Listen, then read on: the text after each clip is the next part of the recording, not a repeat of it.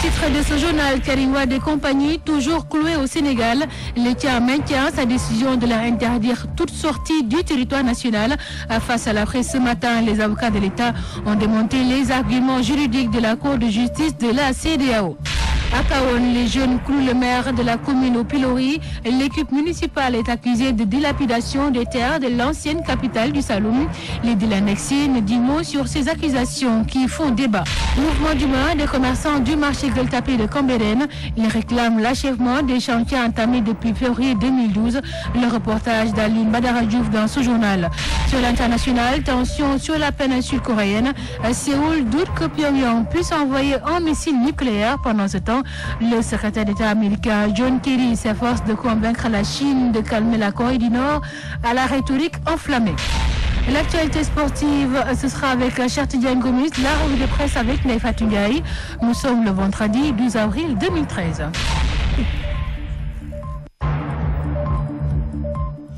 Bonjour et merci de nous rester fidèles. L'État du Sénégal est catégorique. Karim Wade et compagnie ne peuvent voyager selon les avocats de l'État. En conférence de presse ce matin, ils ont démonté les arguments juridiques de la Cour de la CEDEAO concernant la mesure d'interdiction de sortie du territoire aux dignitaires de l'ancien régime. Amadou Limbaï nous en dira plus dans un instant dans ce journal. En attendant, nous allons à Kahone où la terre des rois vendue à vil prix et de manière opaque par l'équipe municipale. C'est du moins l'accusation qui émane des jeunes de la commune qui engagent le combat contre la dilapidation des terres de l'ancienne capitale du Saloum. Le maire indexé se refuse à tout commentaire. Pourtant, les accusations font débat dans cette localité où nous allons retrouver Mamadou Makhtar Sarr pour plus de détails. Les jeunes de la commune de Kahone décidaient à en découdre avec l'équipe municipale. En assemblée générale, ces jeunes, regroupés autour d'un mouvement dénommé Ça suffit, accusent le maire Ousseynou Senghor et son équipe d'avoir dilapidé les terres de Kahone. À cela s'ajoute une gestion nébuleuse. Dañu nekk ci commune boo xam ne mu ngi juddu 1996. Kahone a été créé en 1996, mais depuis lors, nous assistons à des détournements répétitifs. L'actuelle équipe municipale a vendu toutes nos terres. Nous, les fils de Kahone, nous vivons une situation extrêmement difficile, car pour avoir un terrain, tu es obligé de débourser des millions, ce qui n'est pas normal. Tous les jours, on constate des litiges fonciers. Il n'y a jamais eu de délibération du conseil municipal pour octroyer un terrain à telle ou telle personne. Des hectares sont donnés en catimini à des privés, ce que nous dénonçons avec la dernière énergie. Ay hectares, ñu koy jël diko tabax, ay villas diko jaayat. Mu doon lo xamné metti nañu lool. Dire que ça suffit, cette gestion gabégique de la municipalité qui est en train de mener Kahone à la dérive. On a beau parler, on sait maintenant qu'il est venu l'heure maintenant de passer à l'acte, c'est-à-dire de démettre l'équipe dirigeante qui est là et qui a montré ses limites, ses carences. Kahone, ancienne capitale du Saloum, ne mérite pas le sort qui lui est réservé. Et aujourd'hui, si on y prend garde, ce qui risque de se passer, c'est que cette localité-là va sombrer dans un sous-développement sans précédent. Il est temps que cette équipe-là rende le tablier d'une manière ou d'une autre. Nos tentatives pour joindre le maire Ousseynou Senghor sont restées vaines.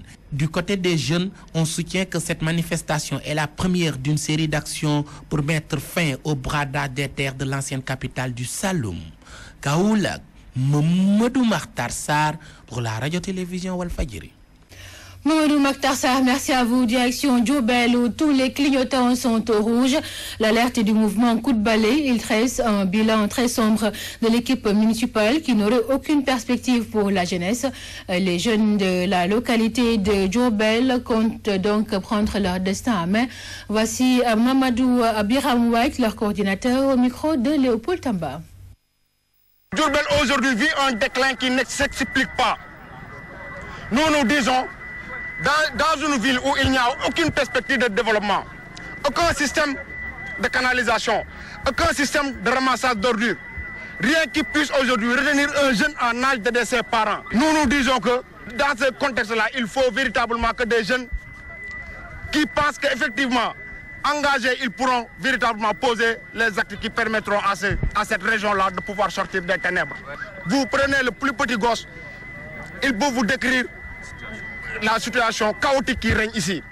Une pauvreté ambiante. C'est véritablement un système de transport qui se résume en 10 Jakarta, 5 taxis et 10 charrettes. Donc de ce point de vue-là, on ne peut pas envisager capter les jeunes parce qu'il n'y a rien qui puisse aujourd'hui les aider à avancer. Les explications de Mambiram Wache, le coordonnateur du mouvement Coup de balai à Diourbel. Nous restons toujours à Diourbel où Serigne Fallou Mbacké annonce son ambition de remplir à la tête du conseil régional. Le marabout politicien invite toutefois Macky Sall et son équipe à respecter les engagements qui ont été pris durant le conseil régional, le conseil municipal décentralisé qui s'est tenu en juillet 2012. Voici le compte-rendu de Léopold Tamba depuis Diourbel. Au fur et à mesure que l'échéance des élections locales 2014 se rapproche, que des ambitions se font jour dans la région de Diourbel, le président du conseil régional, Serigne Fallou Mbacké, face à la presse, a manifesté son désir de prolonger son mandat. Nous comptons, dans le cadre du mouvement Horizon Liberté sans frontières, aller à la conquête des suffrages des populations de la région de Diourbel. Mais nous comptons aussi constituer avec l'ensemble des forces vives de la région une large coalition qui sera en mesure de relever l'ensemble des défis qui interpellent la région dans le cadre d'une coalition politique que nous allons monter ensemble pour gagner les élections. Donc aujourd'hui, le mouvement Horizon Liberté sans frontières fait sa tournée politique pour massifier ses bases. Le religieux politique n'a pas manqué d'aborder les difficultés qui ont jalonné ces 4 années à la tête de l'institution régionale de Diourbel. Difficultés pour la plupart liées à certains retards par rapport aux engagements de l'État. Par contre, les promesses issues du conseil ministériel en juillet 2012 qui s'est tenu à Diourbel, Serigne Fallou Mbacké entend mettre la pression sur le gouvernement pour une plus grande diligence dans l'action. Aujourd'hui, il faut rappeler juste qu'à l'occasion de ce conseil des ministres, le gouvernement a pris des engagements. Des engagements sur lesquels nous ne manquerons pas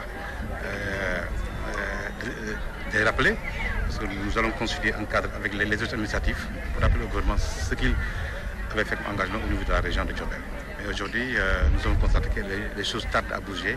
Serigne Fallou Mbacké, qui souhaite rempiler à la tête du conseil régional, envisage d'ores et déjà d'aller à la rencontre des populations de Diourbel pour défendre son bilan, mais également prêcher pour sa réélection. C'est dire que la course aux élections locales est bien lancée dans la région de Diourbel, où coalitions, partis politiques et candidats citoyens ne se contentent pas seulement d'aiguiser leurs dents. Diourbel, Walfadjri Radio TV, Léopold Tamba.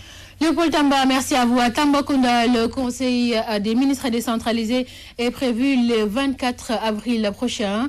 Un conseil des ministres donc qui cristallise beaucoup d'espoir dans ce Sénégal oublié où le chômage endémique des jeunes, le déficit d'infrastructures routières et sanitaires font partie des entraves au développement, nous dit Ousmane Diallo dans cette correspondance. Annoncé pour le 24 avril prochain, le conseil des ministres décentralisé cristallise déjà beaucoup d'espoir pour les populations orientales.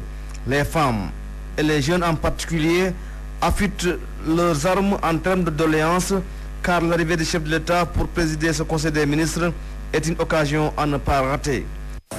C'est d'abord l'accès à la terre, comme je l'ai toujours dit, l'allègement des travaux domestiques pour les femmes, l'éducation de nos enfants et la santé de avoir un hôpital de type sous-régional comme il nous l'avait promis.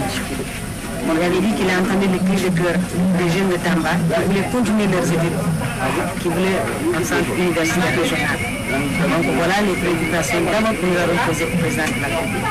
Nous allons lui poser aussi des problèmes d'infrastructure. Parce que même dans la commune, vous voyez que les infrastructures sont défaillantes. Nous n'avons pas d'infrastructure, nous n'avons pas de route. Dans la commune comme dans le département, nous voulons des pistes, nous voulons des routes pour que l'économie de Tamba puisse développer. Et nous voulons aussi que la situation minière soit réglée une bonne fois pour toutes à Tamba parce que nous n'avons plus de ressources. Du côté des jeunes, C'est l'emploi qui reste la principale préoccupation et les propositions ne manquent pas pour sortir la jeunesse du gouffre du sous-emploi. Alors, je pense qu'aujourd'hui, Tambacounda, tout est à refaire. Tout est à refaire. Parce que avec l'ancien régime, notamment du Parti démocratique sénégalais, Tambacounda était laissé totalement en rade. Aucune infrastructure. Aucune infrastructure de développement, ni scolaire. Emploi, je pense qu'aujourd'hui, c'est une jeunesse désœuvrée, une jeunesse qui n'a pas de... Nous souhaitons vraiment que le chef de l'État puisse quand même aider la jeunesse de Tambacounda dans ce sens. Notamment l'emploi des jeunes. Les jeunes de Tambacounda ne peuvent espérer que sur les ressources locales, on va travailler. Une usine de Lalo peut être fabriquée, peut être construite ici à Tambacounda. À beaucoup de charbon, il faudrait que la région de Tambacounda puisse quand même installer une usine de charbon. Les pain de singe qu'on exploite à Bala. Mais une usine de pain de singe, c'est de transformation, je veux dire, de pain de singe. Mais bien sûr, également de Adjaf Sankan, etc. Les gens exploitent la banane, on exploite la papaye. Alors, une usine dans ce sens de transformation de ces produits peuvent quand même créer beaucoup d'emplois. Cependant, la grande question reste à savoir quel sort le président de la République et ses ministres vont-ils réserver à ces nombreuses préoccupations des populations orientales. Ousmane Diallo à Tambacounda pour la radio-télévision Walfadjri. Merci à vous Ousmane Diallo. Un conseil des ministres prévu le 24 avril 2013. Je vous le disais en titre, l'État du Sénégal est catégorique. Karim Wade et compagnie ne peuvent pas voyager selon les avocats de l'État. Ils ont fait face à la presse ce matin. Ils ont aussi démonté les arguments juridiques de la Cour de justice de la CEDEAO concernant la mesure d'interdiction de sortie du territoire national aux anciens dignitaires du régime de Maître Abdoulaye Del de l'ancien régime. Amadou Limbaye, vous êtes avec nous pour plus de détails dans cette liaison téléphonique. Bonjour à vous. Ndayassou, comme vous l'avez dit, c'est une conférence de presse des avocats de l'État du Sénégal. Ndayassou, ils étaient au nombre de 6 pour animer le face-à-face avec les journalistes. Moussa Félix Sao et ses camarades se sont prononcés sur la décision de la Cour de justice de la CEDEAO qui a ordonné à l'État du Sénégal de lever la mesure d'interdiction de sortie du territoire qui frappe Karim Wade, Omar Sarr et ses camarades. Les avocats de l'État ont mis à nu les arguments juridiques de la CEDEAO. Ndayassou, l'État du Sénégal, vous l'avez dit, est catégorique. Les avocats soutiennent que la Cour de justice de la CEDEAO est incompétente pour se prononcer sur les procédures internes. Mieux, ils accusent cette juridiction d'ingérence. Et pour Maître El Hadji Diouf, c'est une campagne politicienne de manipulation de l'opinion, d'intoxication pour dénigrer systématiquement le régime. Il met au banc des accusés les libéraux qu'il accuse de vouloir se victimiser. Ce sont des voleurs qui crient aux voleurs et ça ne passera pas, ajoute l'avocat sur un ton ferme. Ndayassou, l'État du Sénégal, je le rappelle, est catégorique. Il maintient l'interdiction de voyager pour ne pas que les libéraux organisent la disparition des preuves.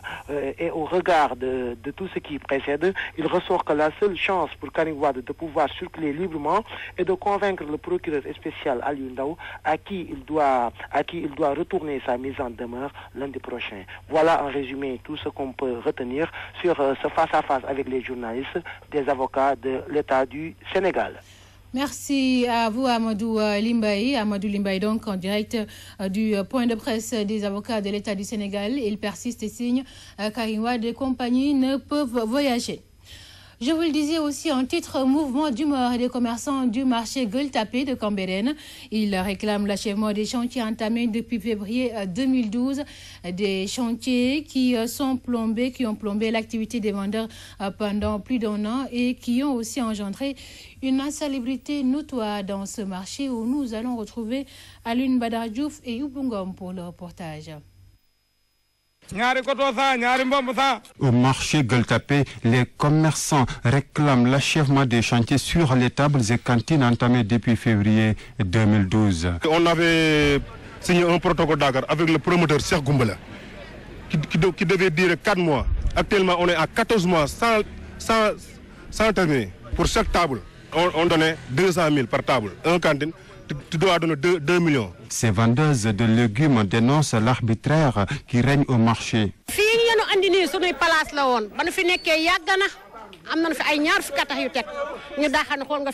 À l'époque, vous savez, nous avions des places ici, mais maintenant on nous a déguerpis et puis le commerce ne marche pas.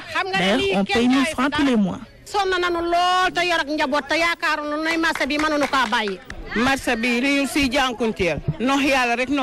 Mais ça ne va pas, on quitte tous les jours Rufisque pour venir ici. Tous les mois, on paye 1000 francs. Notre commerce ne marche plus, alors on nous demande de payer 1000 francs tout le temps. C'est vraiment dur. Au-delà de ces revendications, l'insalubrité chronique du marché Gueule Tapée. L'instabilité, tous les commerçants ne veulent pas accès au marché à cause de l'instabilité. Ainsi, toutes les autorités compétentes sont interpellées pour décanter la situation déplorable qui fait le chronique du marché Gueule Tapée de Cambérène.